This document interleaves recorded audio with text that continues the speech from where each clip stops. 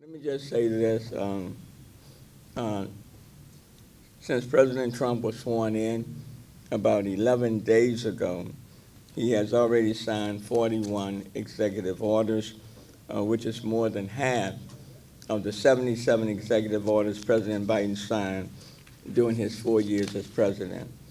Through his executive orders, he has stopped work by the Civil Rights Division of the Department of Justice. He has rescinded the order by President Biden to lower the cost of prescription drugs.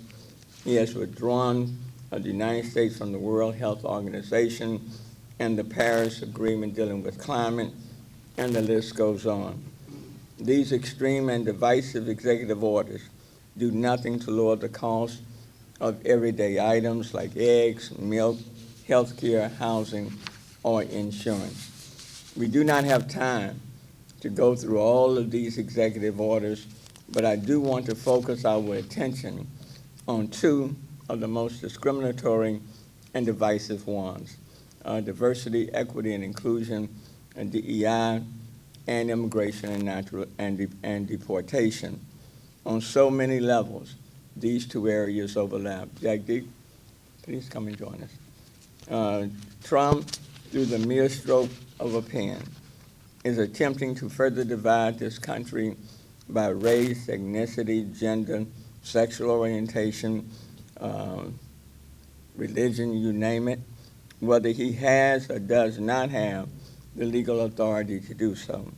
One of his first actions as president was rescinding a 1965 executive order signed by President Lyndon Baines Johnson, creating equal business and employment opportunities for women and people of color. Rescinding this order is a direct attack on the fundamental principles of equality and justice. The executive order signed by President Johnson was issued during the height of the civil rights movement, just 2 years after Dr. King's I Have a Dream speech, and a year after the signing of the Civil Rights Act of 1964. It forbade discrimination in procurement, contracting, hiring, and training. That order by Johnson stood for 60 years and was recognized by 5 Republican presidents until Trump, in his second term, struck it down. He has ordered an end to all programs, initiative, hiring, contracting, departments, and oppositions related to diversity, equity, and inclusion. And thousands of federal employees run the risk of losing their jobs. These anti-DEI orders are not just political props, but will directly endanger our most vulnerable communities and make us all less safe. There is now real fear that the EPA will be forced to stop its investigation into the greater Fifth Ward Cashmere Garden Cancer Cluster caused by an old rail yard that used a toxic wood preservative containing creosote, and dioxin has been found, which has poisoned the soil and caused sickness and death to the people who live there. Trump has also taken an unprecedented step of pausing all litigation at the Department of Justice Civil Rights Division, which is tasked with enforcing laws prohibiting discrimination based on race, gender, religion, and national origin. And if that were not enough, just yesterday, he attributed the American airline and helicopter crash in D.C. to diversity, equity, and inclusion. For the president, blaming people of color, women, people with disabilities, the LGBTQIA and trans community is just a scapegoat when things don't go the way he would like them to go.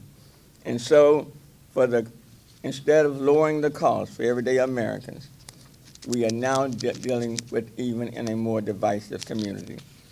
Trump has signed 8 right-wing immigration orders that do nothing actually to address and fix our immigration system.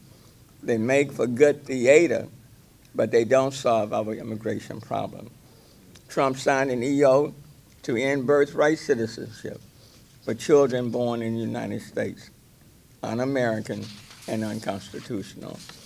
These mass raids are extreme measures intended to create terror and fear for our communities, even among immigrants who are lawfully here and are United States citizens.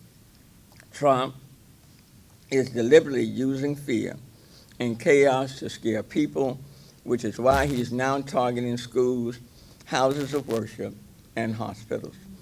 ICE and others are not just rounding up persons who have committed crimes, but law-abiding citizens as well. Dreamers, construction workers, and farmers are scared, and Americans will pay more for housing and food. Remember this, immigrants make up 40% of the construction industry. 60% of the people who harvest our crops are foreign-born. The cost of food can jump by at least 10 to 20%. I don't think that is what people voted for, but make no mistake, that is what they are going to get under this administration.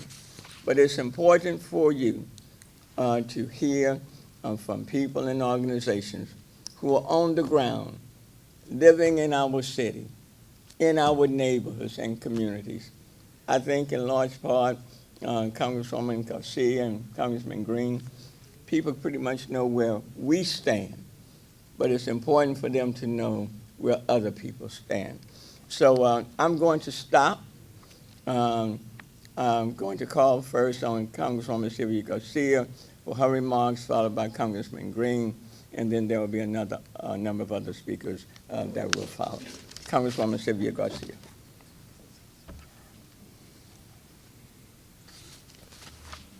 Thank you, Congressman, and isn't it great to be able to call him Congressman after all these years of marriage? And you know, it's great because you see the three of us here. We're not just united on this issue. We're united on all the issues that are better for working families across America, better for the average senior and those health care costs that are going up, better for those of us who are still trying to pay rent or buy a house, better for those of us that are trying to make sure we can put food on the table, because we have to. And what we've got to do together also is to fight back. That's what we're here today, to demonstrate that what he does in the White House, and it's easy for him, he's at the White House, then he gets on his plane, goes to Mar-a-Lago, he's got everything he wants, right? But he needs to worry about every single one of you like we do, because the things that he's doing have serious consequences for just everyday people. It's not just about his billionaire buddies. It should be about the working people that make America what it is. And part of that group, of course, are immigrants. As the Congressman said, it's about the farm workers who pick the grapes, who pick the lettuce, who pick the tomatoes, who pick the avocado to make sure we can put it on our table. It's about the construction workers who build the houses to make sure that maybe we can live there, buy that house, rent that house. It's about just families trying to survive. And the scariest part, I had a town hall, they were both there this week, talking about people making sure people know their rights. And I can tell you, you could feel the fear, the anxiety, and the tension because people are afraid. Because before we were afraid, but now we're more afraid because he pulled back the orders to not go to safe places like churches, pastors, churches, but now they can. Hospitals, when people go to the hospital or a clinic just to go treat themselves or their children. Schools. We're hearing more and more people just scared about going to school to drop off the kids or to pick them up.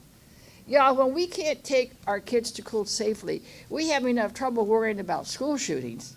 Right. Now we're going to layer on there ICE picking you up. And let me tell you, any of us could be picked up. Because the real question is, nobody knows unless you ask whether or not you're a United States citizen. He said on Hannity's show that he can just look at you. He can just look at you and know whether you're an illegal. Wow. Now, isn't that ludicrous? Nobody knows that. Look around you. This is a very diverse group. But unless you look like the ICE officer, they can profile you and they can pick you up. And trust me, some of them will ask questions later. That's un-American. That is old, Gestapo Nazi tactics. Because remember, all immigrants don't look like me. They don't look like you. I mean, who do they look like? They're coming from all over the world. We know that here in Houston. We've got 122 languages spoken at Houston ISD. We've got more consulates here represented from different countries next to Manhattan because they've got the UN. Just think about it, y'all. Your friend could be stopped. Your neighbor, the parents of your child's playmates. Because kids don't care. Kids just want to have fun. They don't care who you are, as long as you treat them right. And that's what we all need, to be treated right. So I brought with me, in English and Spanish, some of our cards that say, in just a little card that you can even fold and put in your pocket, that you can carry, that tells you what your rights are. Because you do have rights as an immigrant. Anyone who's here is covered by constitutional rights. It doesn't matter what Donald Trump says on his executive order. That's just an order from him. It's not law. So he can say, well, I want to do away with birthright citizenship, but the Constitution says every person born in the United States is a citizen of the United States and of the state that they reside. So Donald Trump can't undo the Constitution with his pen. He just can't. So people have rights. There's a few here, and my team has some more in the back. I encourage all of you to take some, get some, make sure people know what they can and can't do. And as we move along, trust me, there will be more orders. This freeze, he's withdrawn it and done this and that. It'll come back in some shape, and we got to be ready. But there's been already one conservative Reagan-appointed judge who's told him that his executive order on birthright citizenship is blatantly unconstitutional. One court has already blocked and has an injunction on the freeze, and that's still being litigated. So trust me, we're going to Washington, and we're going to fight back. We're going to work with all our allies nationally to make sure that on all of these issues, either unconstitutional, we'll go to the courts. If it's a question of whether it's what we call in Congress the struggle over the power of the purse, who gets to decide the spending, we're going to be in that fight. And we're going to need you all there with us because without you, we know we can't do our job. So thank you for that, and now I yield to my colleague and friend of many years. I think we both began to know each other when we were both judges, and yes. I'm not going to tell anybody I was a better judge than you. I'm just kidding. But my friend Gene Green, Al Green, sorry. I was thinking of other days. Well, thank you very much, and please allow me to thank Congressman and Congressional Member Sylvester Turner for what he's doing today. Would you join me in doing so? As I take off my coat, I'm going to ask my press secretary to pass out our press release, please. We have a press release that we'd like to share with you. This says something that's important because of what the president has done. It says that I am woke. And it says that Black Lives Matter. Black Lives Matter. Now, before someone gets the wrong idea and assumes that I have abandoned other lives, not so. I have been there. I have been there when Latino issues have been in question. I have been there when Asian issues have been in question. I have been there when women have been under fire. And I want us all to be there when Black Lives Matter and Black lives are under fire. We've got to do this. And here's why. Yesterday, the President of the United States of America exhibited characteristics of a pathological, insidious prevaricator. A pathological, insidious prevaricator. I never call people a liar. My mother did. My mother would say he exhibited characteristics of a pathological liar. I'm not going to dispute my mother, but I am going to tell you this. For him to conclude, before the black boxes were found, before there was any empirical evidence, for him to conclude that this was something associated with DEI, there's something wrong with him. This is not DEI. We don't know what it is. The pilot of one of the planes, I'm told, is a person of a different hue from me. How can you conclude without evidence that this is about DEI? Now let's get down to the root cause of the root cause. Here it is. The president issued an executive order on January 22nd, 2025. This executive order requires the Secretary of Transportation and the Federal Aviation Administrator to stop DEI hiring. Now, yesterday, you remember now, the president made some statements about competency, complex issues, brains, talked about intellectual problems. This has been the language used against black people. It has been said that we weren't competent. In fact, black players couldn't play quarterback in the NFL because it was said they didn't have the ability to play quarterback. They weren't smart enough to play quarterback. He mentioned incompetency. There were many times when black people could not get jobs because they were said that they were incompetent. He mentioned brains. It has been said that black people just didn't have the intellectual capacity to do certain things just because they were black people. Now, that's why I have this shirt on. I am not going to say to anybody that Latino lives don't matter, because they do. And Asian lives matter too. All lives matter. But when you do this and you refer to these buzzwords, you're talking about black people. And black people have got to stand, and Asian people and Latino people, we all have to stand together. This is not a fight that we can win siloed. I can't fight over here just for you, for somebody, and you can't fight over there for somebody else. All of the somebodies have got to come together and represent everybody. This is a everybody fight, and everybody's got to be in it, and we got to be in it together. Now let me say just a few words about Latinos. This is important. There's a press conference going on right now. I regret that I'm not there. We have these two press, we called ours, the mayor called his, excuse me, Mayor. The congressman called his, and I told him I'd be here. I'd be here. And so I had to honor this commitment that I'm going to try to drive across. You know, Mayor, I wish you had those flashing lights. Remember, the mayor could go across town in minutes with those flashing lights. We got to get us some flashing lights. But let me say this. I've got to go over there. And here's why. We cannot allow Latino babies to come home and their parents are not there. We can't, and this is a possibility. It's a reality. It has happened. Latino babies in school. Congresswoman Garcia tried to get HISD to come to the meeting. They would not show.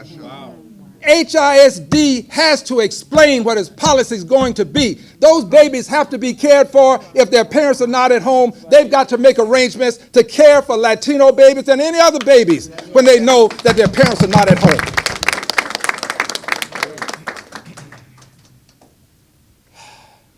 The Asian community. This president is opposing family reunification. Family reunification, something that we have honored in this country, I think, since the inception, keeping families together. Asian people have come here They have been a part of this society. They've done good work, and they want to bring families in, and families are locked out. I'm trying to get a man who has family members in Afghanistan into the country right now. I'm trying to get a man who was taken out of the arms of his children and sent across the border, get him back right now. We've got to stand together. And finally, on standing together, Mayor, this is my final closing. I'm becoming a Baptist preacher, closing 3 times. But Bishop got an amen over there, huh? All right, but here's the final thing, dear friends. This is important. This president has no guardrails. The Supreme Court removed guardrails. The Senate has become his, I don't want to say lapdogs, so I'm going to say his acolytes. Strike lapdogs from the record. The Senate and the House, they are minions. The Republicans won't stand up to him. And if the Republicans won't stand up to him, and if the Senate won't stand up to him, that only leaves us. We are it. We've got to stand up to him. And I'm going to say this now, and I'm going to follow through on it. I believe that the kind of racism and hate emanating from the presidency in policy, I believe that it is impeachable. I agree. I believe it's impeachable. And you will hear more about that in the weeks to follow.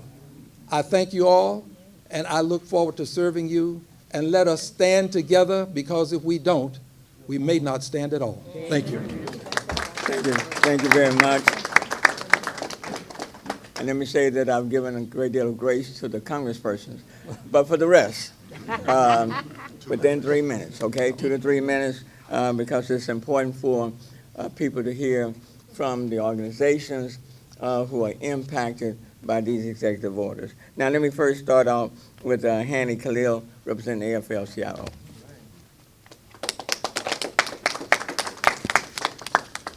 Thank you, Congressman.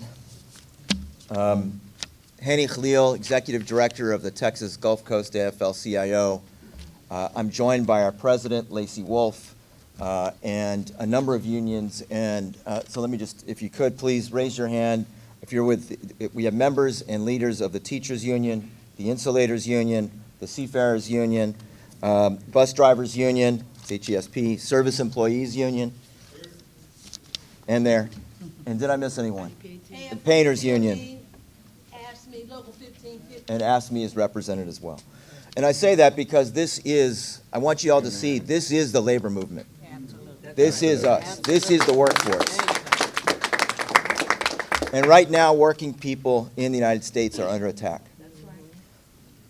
The executive orders President Trump has signed over the last 11 days amount to an unprecedented attack on essential public servants, immigrant workers, and federal services that will harm our country and our economy. Trump and extremist Republican leaders are propagating incredibly divisive rhetoric about immigrants, people of color, LGBTs, women, and most recently, those with disabilities, to stoke fear and division. But working people know that our fellow workers are not the problem. The real threat is billionaires like Trump and Elon Musk, who seek to distract and divide us so they can seize even more power and make ever greater profits off of our labor. Let's talk about the federal employees in Trump's gun sites. Who are they? They're the people who care for our veterans at Veterans Affairs Centers just down the road. They make sure that retired workers get their Social Security and disability checks. They protect our airports and our passengers. They inspect our food and ensure it's safe to eat. They help survivors of disasters get the support they need to rebuild, including right here in Houston many, many times. So driving out hundreds of thousands of experienced, hardworking, and skilled workers who make up our federal government, and then replacing them with a skeleton crew of inexperienced political loyalists who will only do Trump's bidding, what is that going to do? It's going to deny Americans access to essential government services that they depend on and that our economy needs to be able to run effectively. Immigrants under attack. Deporting immigrants whose labor helps our country prosper and cutting off pathways into the United States that my family benefited from is not only a betrayal of our values, it is also a recipe for economic disaster. So the bottom line, an economy that works for all of us. So the labor movement is here today to stand proudly in solidarity with the millions of valued members of our workforce and our communities and our unions who are being targeted by these executive orders. And as we say in the labor movement, an injury to one is an injury to all. So here is where we stand. The labor movement will not allow these attacks to go forward without a fight.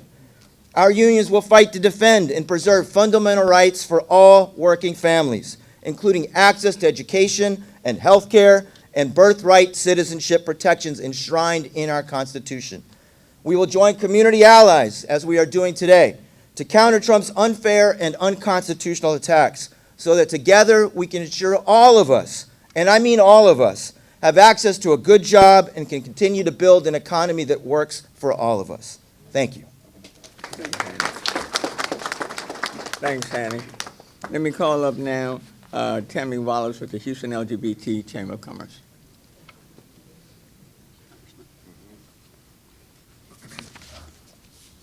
Good morning. Thank you, Congressman Turner, for the opportunity to be with you and speaking out against this egregious impacts of these executive orders. My name is Tammy Wallace, and I'm a co-founder, president, and CEO of the Greater Houston LGBTQ+ Chamber of Commerce. At the Greater Houston LGBTQ+ Chamber of Commerce, you know what we're focused on?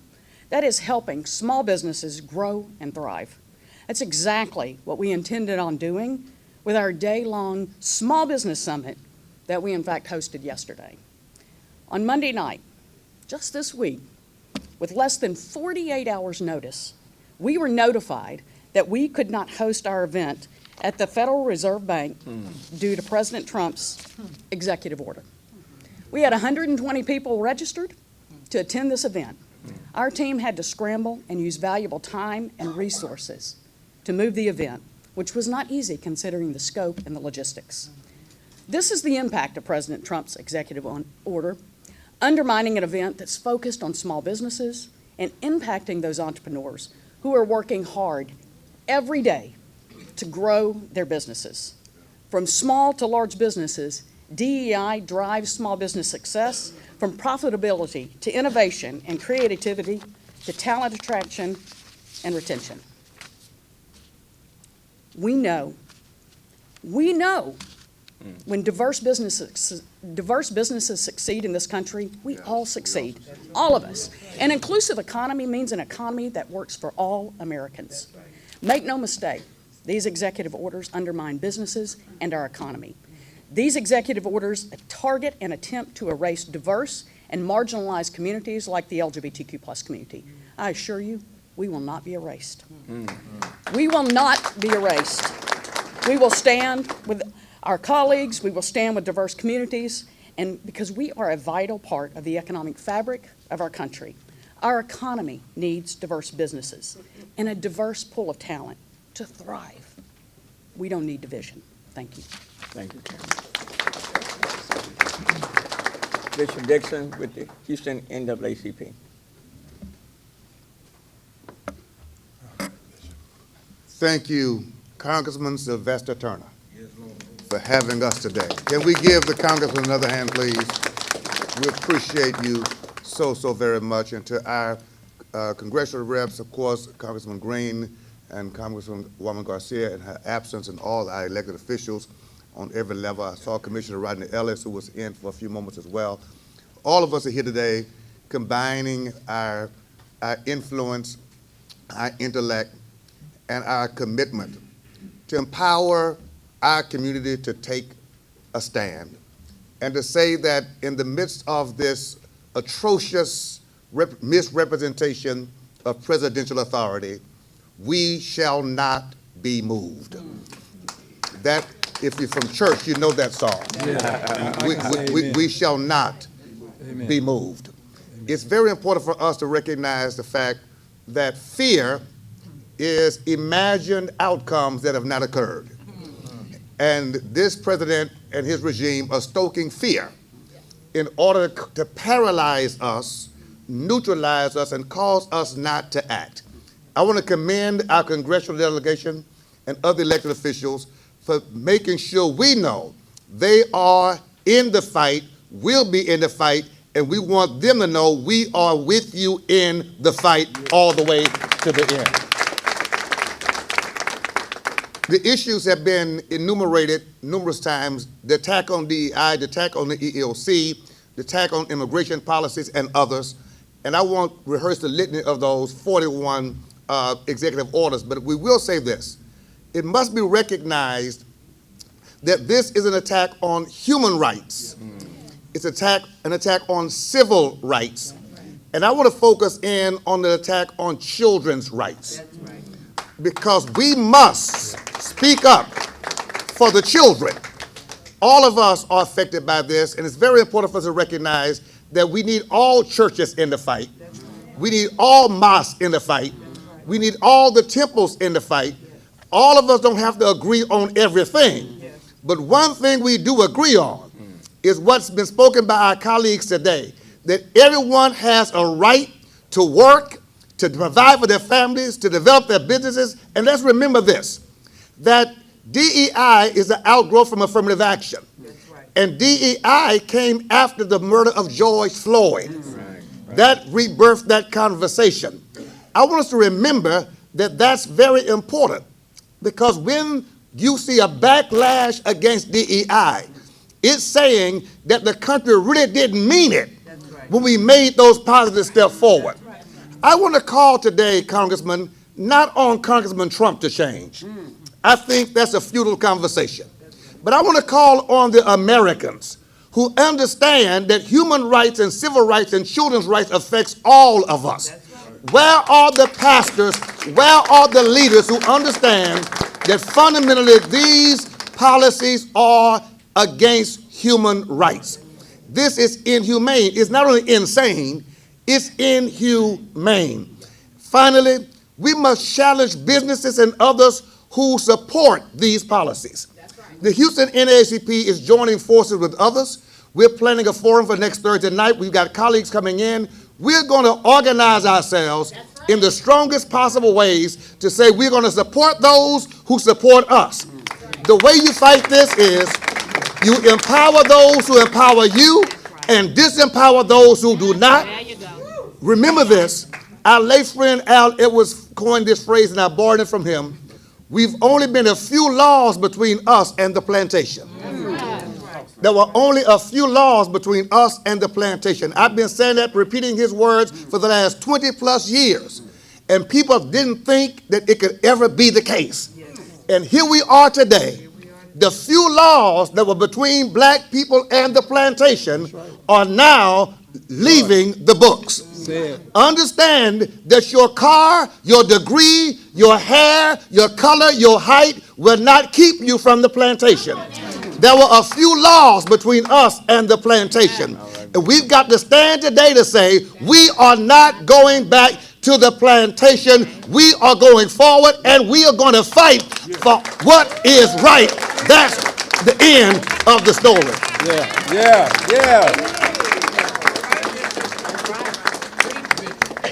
Thank you, Bishop. Now let me call on Barbara Joe with the Asian Chamber of Commerce. No, you're more than capable. Thank you, Congressman. My name is Barbara Joe, and I'm with the Asian Chamber of Commerce here in Houston. The Asian Chamber of Commerce strongly opposes recent efforts to dismantle diversity, equity, and inclusion programs, which play a crucial role in ensuring economic opportunities for Asian Americans and Pacific Islander business owners and entrepreneurs. DEI initiatives are not just about fairness, they help level the playing field, foster innovation, and contribute to the economic prosperity of our communities. As of May 2024, there were more than 3 million AAPI-owned businesses across the United States, generating billions in revenues and creating millions of jobs. In Texas alone, Asian-owned businesses make up 14% of all employer firms, employing over 539,000 people and contributing more than $20.7 billion in payroll. These businesses span diverse industries, from technology and healthcare to education and entrepreneurship, and have consistently outpaced non-minority-owned businesses in growth and economic impact. Despite these successes, many AAPI business owners, particularly small and sole proprietorships, continue to face financial and structural barriers. Eliminating DEI programs threaten to widen these disparities, making it harder for AAPI entrepreneurs to access capital, government contracts, and other critical resources. The Asian Chamber of Commerce remains committed to advocating for policies that empower AAPI business owners and strengthen the economic fabrics of our communities. We urge policymakers to recognize the immense contributions of AAPI businesses and to support initiatives that foster inclusivity, equity, and sustainable economic growth. Thank you. Thank you, Barbara. Joetta Stevenson with the Fifth Ward Super Neighborhood. Thank you. Thank you so much for inviting me, Congressman, and I'm going to struggle with not calling you Mr. Mayor, you know that. I come from the historic Fifth Ward, and as I was standing over on the side and I was listening to these excellent speakers talking about how ridiculous, why we're here today because of some ridiculous act of the person who should be the most powerful person in the world, but have shown us just how small he truly, truly is. My community is known for a nationally known cancer cluster. We have people that are currently dying in my community, have already died, and we're talking adults, we're talking children.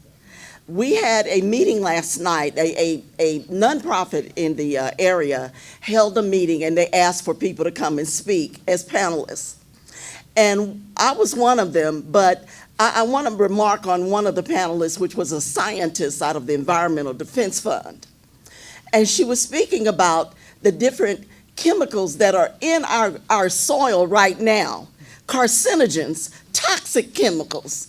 And they ranged from a safe level of 52 times above a safe level to in the 200s times above the safe level.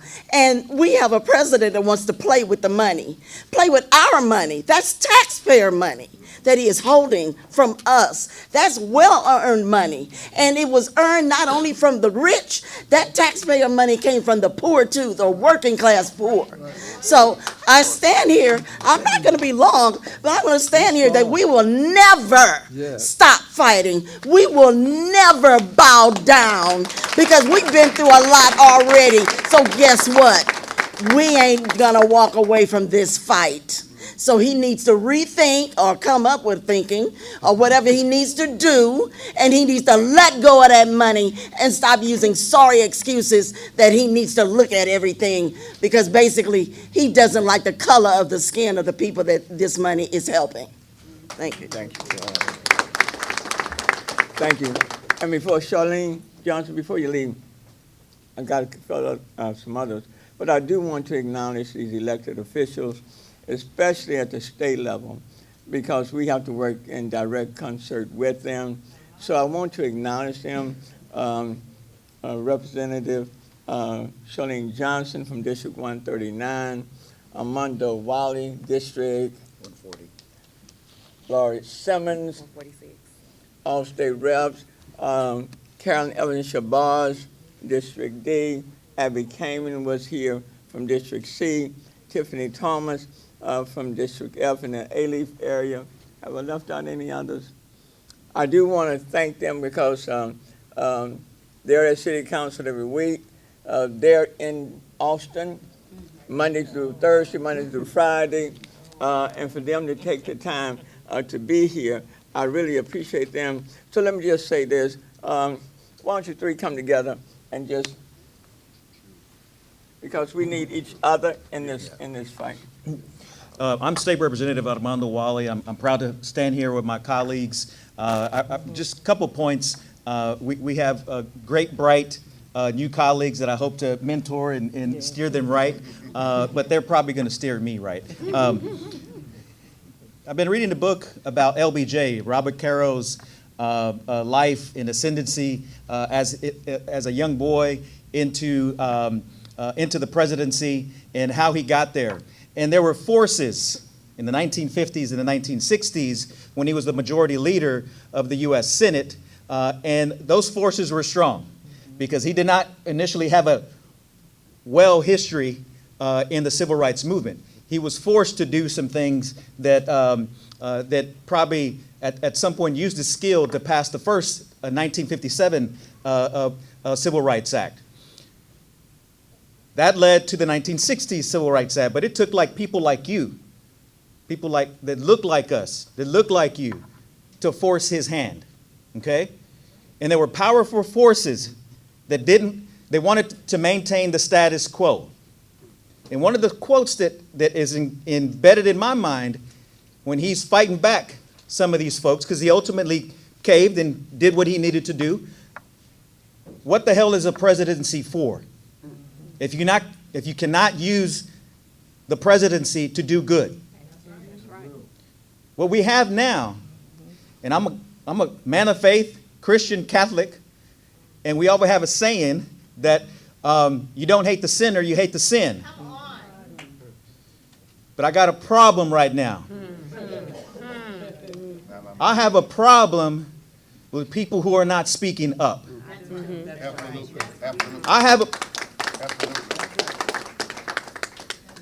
That's why I'm so proud to be here with you, Mayor, Congressman, with my colleagues, because I want you to imagine the federal and state government works well together, right?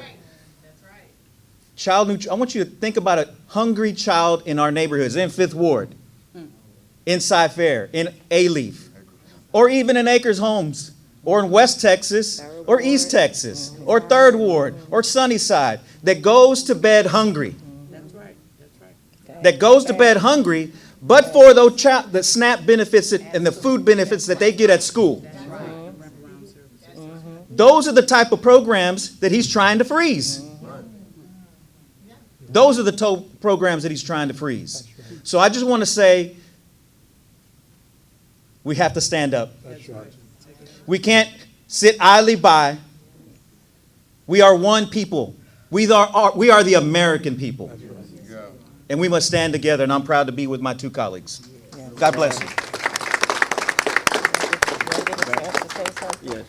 Yes, I just want to say, I'm Shirley Ward Johnson. Diversity, equity, and inclusion does not mean the unqualified. We are asking for equal opportunities. That's what we are asking for. But you have a president that sees the word Black Hawk helicopter, and he thought that meant DEI. But we stand here together to fight for our rights, to fight for equal opportunities for all. Thank you. Lord Summers, State Representative. Thank you. Hey, y'all, I'm Lauren Ashley Simmons, State Rep for House District 146, and I just have to echo what my colleague said. And let me tell y'all, look around this room. This is what Texas looks like. This is what America looks like. And this is the benefit that diversity brings you. It's hard for me to wrap my brain around talking about DEI means unqualified when we're watching Senate confirmation hearings for people who ain't ever held the title, the job, and have no experience. And they sit there just as confidently answering questions like they know what they're talking about. So again, this is what Texas looks like. And y'all, we know what this is about. This is meant to discombobulate us. It's meant to get us emotional. It's meant to be cruel. And we have to stay clear, keep our eyes toward God, and remember who we are and whom's we are. That's right. If God can do it once, he can do it again. He brought us through before, and he'll bring us through again, whether we were put on those boats by force or we came here seeking a better life. This is our country, this is our state, and we're not going down without a fight. And to the public, I hear you, I see you. We've received calls in all of our offices. We read the emails. We're standing 10 toes down, like the kids say. We're standing on business, and we are fighting for you. Thank you. Thank you. Sylvester Espinosa with Theo, followed by Justin Robinson. It's been a tough, I thought it was over a couple of weeks. It's been a tough 11 days. And when people ask me, how do y'all keep going? We remember a saying that says, if they come for one of us, they come for all of us. As a young man, and thanks to the wisdom of Alain, I read a book that was called The Warmth of Other Suns. And that book shaped me in my organizing and in my thought process, because it talks about people migrating from the south to the north, seeking better opportunities, safety, and a better life. But it wasn't talking about immigrants as we see them today. It was talking about slaves moving from the south to the north, looking for a better life, looking for safety. And in one of those things, in one of those chapters at the beginning of the book, it talks about a woman who says, I got dressed in my Sunday finest and I took a picture in front of a car that wasn't even mine to show my family that I had made it. And guess what? My family has a picture like that. My family is the American story. And part of the reason why we are where we are now is because there are those people who are actively seeking to hide that story, to not talk about that story, and are repeating that same history. Part of what was said this week from the ICE director himself was he said, oh boy, we had a tough time in Chicago rounding people up. And when they asked him why, he said, because too many people knew their rights. They are expecting for us to stay uneducated. They are expecting for us to not get together. They are expecting for us to fight one another. But we are here. And I am so proud to be here because Houston is what the United States is going to look like very, very soon. And what happens here and the leadership that we present here is what's going to move the needle for a better America, for a more inclusive America, for an America where life, liberty, and the pursuit of justice and happiness is honored. I was undocumented for 33 years in Houston. For 33 years. So when people told me, get in line, I was like, what line? And I was undocumented in Houston for 33 years, and it was terrible, and it was scary. But you know what kept me going? The fact that I could not travel anywhere else. But in Houston, I felt the world come to me because of our diversity, because of all the beautiful people that I've met here. That's right. And so to everybody, I say, stand strong, stand together, and together we will prevail. And I'll just say something quickly in Spanish because I think it's important that people know. Es importante que nos unamos todos en este momento. Le agradecemos al congresista Sylvester Turner, le agradecemos a nuestro amigo Al Green, que por mucho tiempo han peleado por nuestras comunidades. Y ahorita no es el tiempo de división, ahorita es el tiempo de hacer nuestra historia juntos y no ver en las cosas que nos separan, pero en las cosas que nos unen. We must look at the things that unite us, not at the things that separate us. And together we will prevail. While they bring hate, we bring hope. Justin. Oh, there you go. Justin Robinson, Houston Area Urban League. Mayor, Congressman, leader, servant leader, pastor. Hold on, Doc. Look who surrounds us, y'all. Take my time. Look who these people are. Look who they represent. I'm so proud to be a president, one of 90-plus affiliates throughout the country that represent the National Urban League. The National Urban League has been around since the turn of the century, during that great migration that Mr. Espinoza talked about.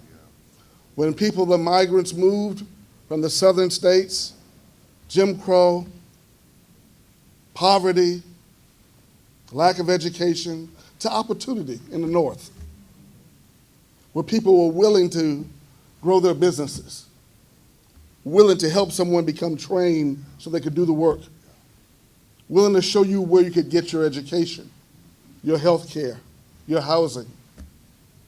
people came together, and we made a better country because of it. And as mentioned, it doesn't take but a few pen strokes to move the needle back. I remember, Brother Sharp, your dad and mine, walking the streets of Pleasantville,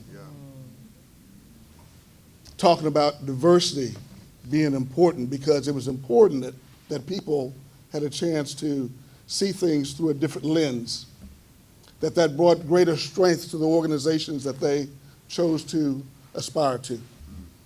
When he ran for city council in 1970 and was elected, it was because white people and black people and brown people and gay people and straight people came together because they believed that we were stronger as a union when we had more vision about what this country needed to be and what this city needed to be back in 1970. And we had one black employee at the city of Houston. Imagine that. Some 50 some odd years ago. Just one. Nowadays, when you talk about a black man running for mayor, we don't even think twice about it. Right. It can be done because it's been done before. And they're capable, they're competent, they can do the work. We have great leadership. So don't falsify the truth. Don't make up stuff. Don't villainize words.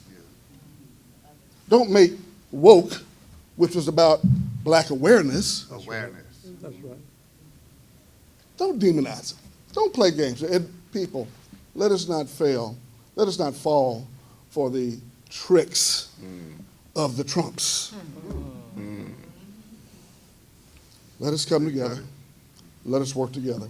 Our organizations, Bishop Dixon, are working at the highest levels together. And so many others, ACLU and so many others. And as you mentioned, you will start to see the plans of response start to unfold. Your leadership is here to support you, but we cannot do it without you. Let us stand together. Let us push back against the tides of evil and make sure that America is great again. Thank you. Look, a couple of more and we'll be done with the speakers. Is Dr. Atkins here with the Greater Houston Black Chamber? Oh, come on, why don't you come up?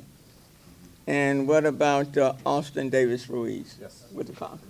Austin is here. Okay. Dr. Atkins.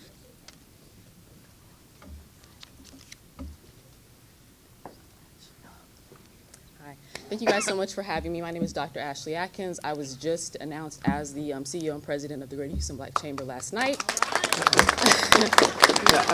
At our annual meeting, the Chamber is back. We are ready to support black businesses. We are ready to support black young professionals in the workplace. We have a lot of work to do. We have a lot of events planned to ensure that our businesses are getting the contracting opportunities that they deserve, getting the grants that they deserve, and getting the training that they deserve. And so we would love the community support, you all support. Thank you for joining us last night. Representative Al Green. If you guys have any questions about the Chamber, if you would like to know more about the Chamber, please call our office, visit our office. We're in the McConnell and Jones building. We share our office with them. If you guys, I'll be here at the end of this event. If you guys have any questions on how you can support the Chamber, partner with the Chamber, join the Chamber, I'm here to help. We're here to help. On behalf of the Board of Directors, I would like to say thank you to you all for hosting this event. It's a really important conversation that needs to be had. Thank you all. Thank you. Austin with the GLBT caucus. Thank you, Congressman. Thank you. My name is Austin Davis Ruiz. I'm the current president of the Houston LGBTQ+ Political Caucus. We are the oldest LGBTQ+ civil rights organization in the South, having been around since 1975. I'm a native Houstonian, proud Latino, proud member of the LGBTQ+ community. And for years now, the LGBTQ+ community has been sounding the alarm in terms of attacks on our community, specifically on the trans and non-binary community. In the last few years, we've seen rights restricted for gender-affirming care for trans youth. Parents in this state of trans youth have been investigated for simply trying to do right by their children, trying to give them the health care that they need, the life-saving health care that they need.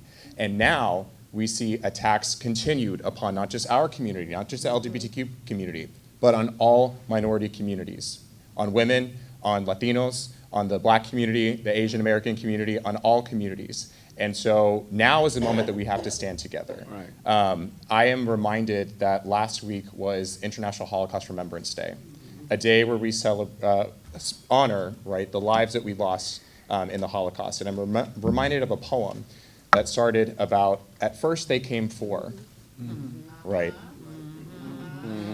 And I did not speak up because I was not a part of that group. And then they came for another group. Right. And I did not speak up because I wasn't part of that group. And then they came for me. And there was no one left to speak out for me. Now is the moment where we cannot disengage. I know it's very overwhelming, and that is the point. That is the whole purpose of all of these executive orders, of this attack on DEI, attack on immigrants, right? But we cannot relent. As our former President Biden, former Vice President Harris said, now is a time where we have to lean into that fight and stay stronger now more than ever. So thank you, Congressman, for the opportunity. Please, let's continue the fight. Thank you. All right. And is Stephanie Loving with the Greater Houston Women's Chamber here? Okay. Councilmember Shabazz, I see you with your phone. Oh, you don't want me to call you? No. You know I will. Thank you, Congressman. You know, do not be beguiled. This, as my state rep said, this is intentional chaos and is doing just what it is intended to do. It is designed to bombard and boggle the rational mind and lower our cognitive resistance. Fortunately, I still have real common sense for the common good. I can still think, I can still stand, I can still run, but most importantly, I can march. And it is time. We must be focused and intentional. I hope I never hear the words again, why should I vote? The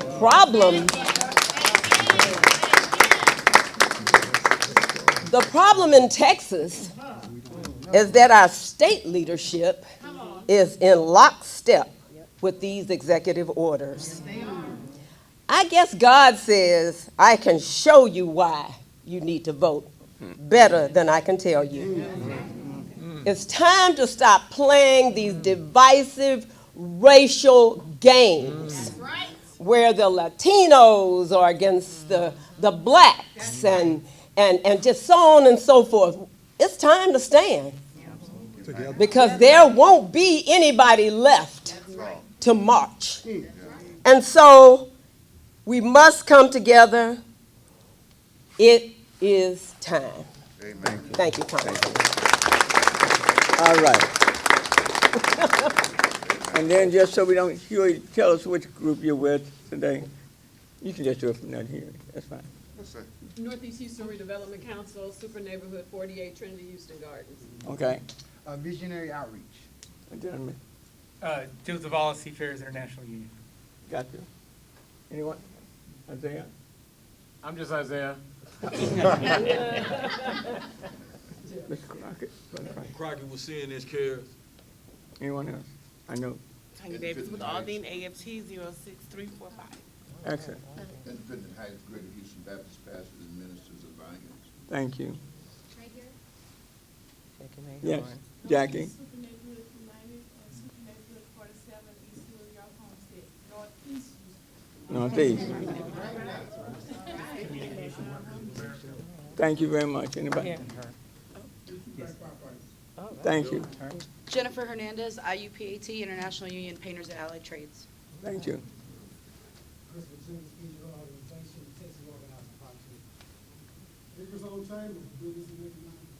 Excellent.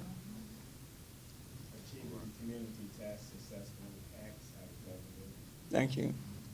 Okay. Look, let me thank all of you. Are there any questions right quick?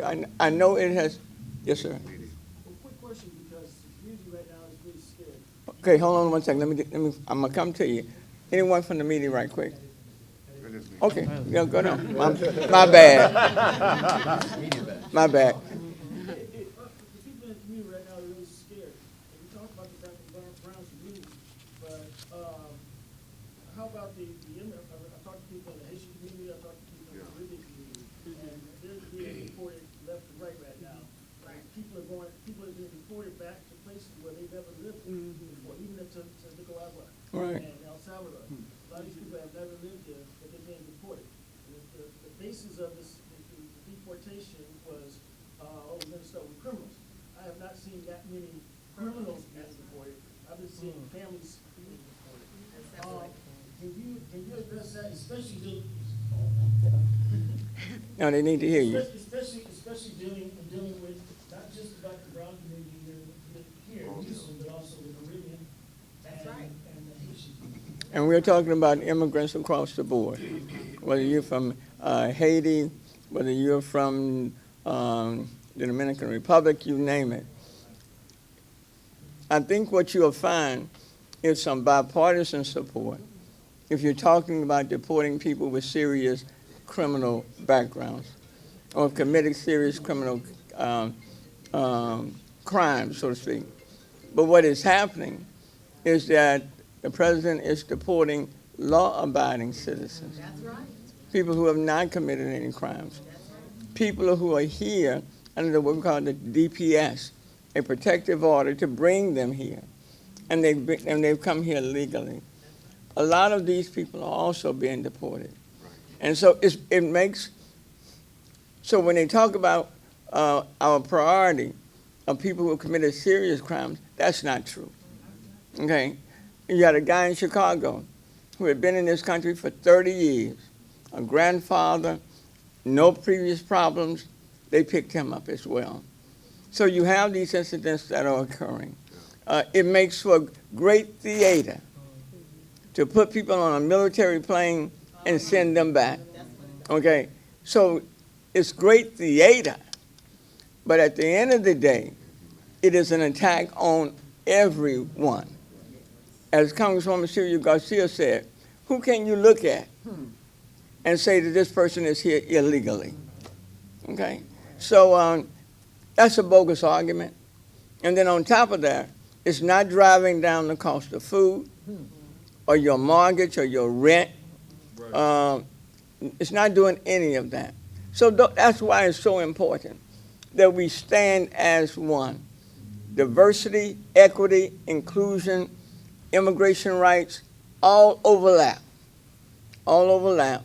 And it's important for us to speak to it and provide the education and people's rights. I don't apologize for this conference being as long as it has been today, because the issues are so important. Right. And it takes time to disseminate information. And one of the problems that we're facing, we want things quick, fast, and in a hurry, okay? Just like the president. The crash takes place, DEI calls the crash. Give me a break. I thought you used to make us home language. But give me a break. Okay, so it is important for us to take the time. Where is my poster?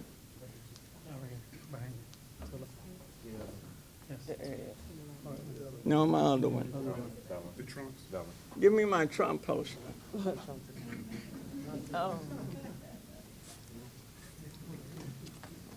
Now, I want you to take a look. Yeah, I want you to take a look. First, let me bring it down.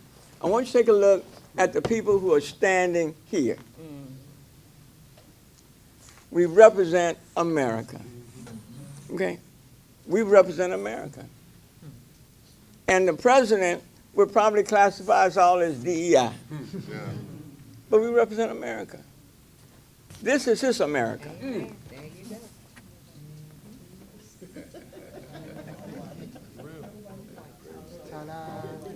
Because when you look at the air traffic controllers, on average, 80% are white and primarily male. Okay? So who are you talking about? But this is his America.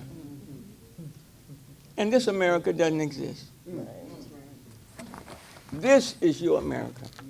And it's real.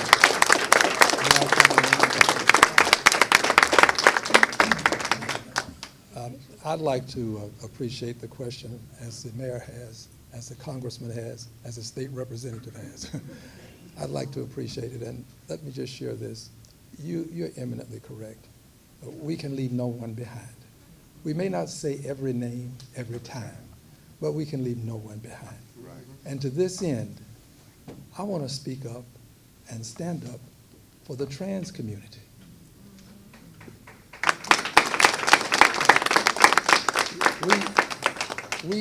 Too many of us are afraid to stand with the trans community.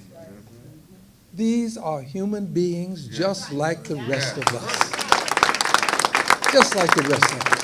Human rights. That's right. Bishop Dixon said human rights.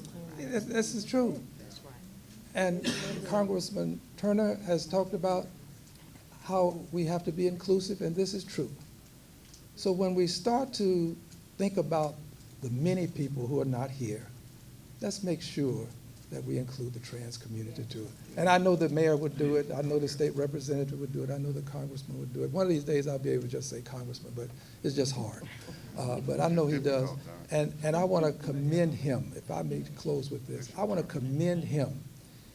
Friends, no one has come to Congress more prepared than Sylvester Turner.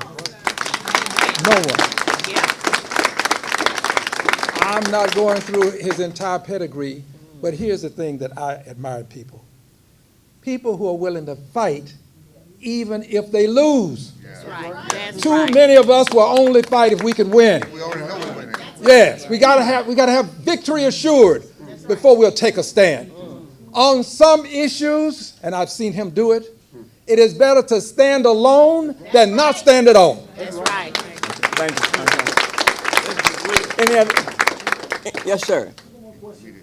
I want to know what's being, do you have any plans about I've been hearing about stopping seizures and ICE and sheriff departments stopping people and having roadblocks, especially off I-10 and Highway 6. I think in all of our offices, we're distributing toolkits on what people need to know. When people approach them at their home, knock on their doors, when they are stopped, even if they're detained. I know Congresswoman Sylvia Garcia, Congressman Green, myself, and others, and we'll be distributing that throughout the city and throughout our congressional districts. But people need to know their rights. If somebody's knocking on your door, you don't have to open the door. You don't have to say anything to them, okay? It is important to carry, for example, ID, whether it's a library card, if you're in school, student identification card, but don't carry false documents because that will create a problem, okay? But it's important for people to know their rights. Now, I'm not aware, and Cecil, maybe you can speak to this, I'm not aware of any mass raids in Houston. There have been some individual sort of stops, but I'm not aware of any mass raids. That's not to say that it won't happen, but it is important to know your rights when they do happen. We do encourage people, parents, take your kids to school. Don't keep your kids out of school. If you are sick, don't stay away from the hospital. Go to the hospital, okay? Go to church. Go to your place of worship. But go to work, okay? But we want people to know that we are here to stand with you to help you get through this. But fear is our enemy. And quite frankly, that's a part of what they want, okay? Anything else before we Just wanted to touch. Okay. Yeah, just wanted to touch briefly on that. Yes, from right now we've heard of people being picked up in targeted operations, like where they go, but unfortunately they are taking what they're calling collateral damage. So if folks don't know their rights, if folks do speak to them, then they also get picked up, unfortunately. What we do caution the community, and we've been talking a lot about this today, is to not spread mass panic when there's rumors, because there's also bad actors out there purposely putting wrong information on social media so that to scare other people from coming to Know Your Rights Forum, from coming to press conference, of things like that. So that unfortunately is an element that we're dealing with. Now earlier they were talking about how we take action. There is a march this weekend that's being organized organically by Houstonians, saying that they're going to stand up for the rights, and it's at 2 p.m. on Sunday, and we encourage folks to visit Fiel Houston for more information on that. Okay, I wish you go, but I got to cut it off. I do want to make an announcement. One of our champions, strong community worker, Tanya DeBose, in Independent Heights, Sugarwood area, passed earlier this morning. And if you know Tanya, you know Tanya was always on the front line. I've had the privilege of working with her for decades in Independent Heights. But she passed away this morning. And before we leave, just a moment of silence for Tanya DeBose.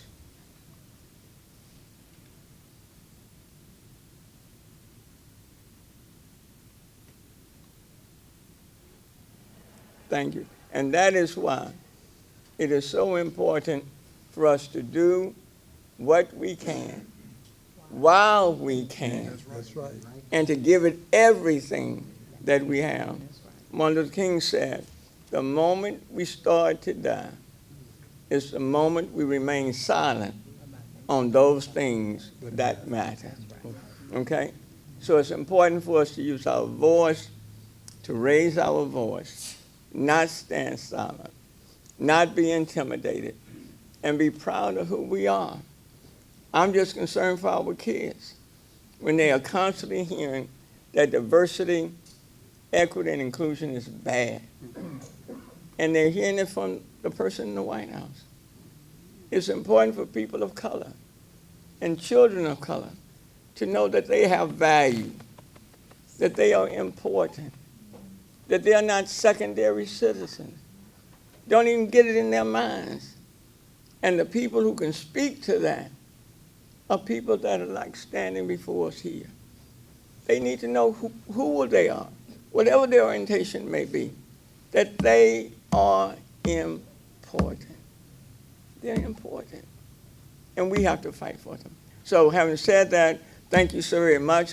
The fight continues today, tomorrow, and then. Okay. Thank you.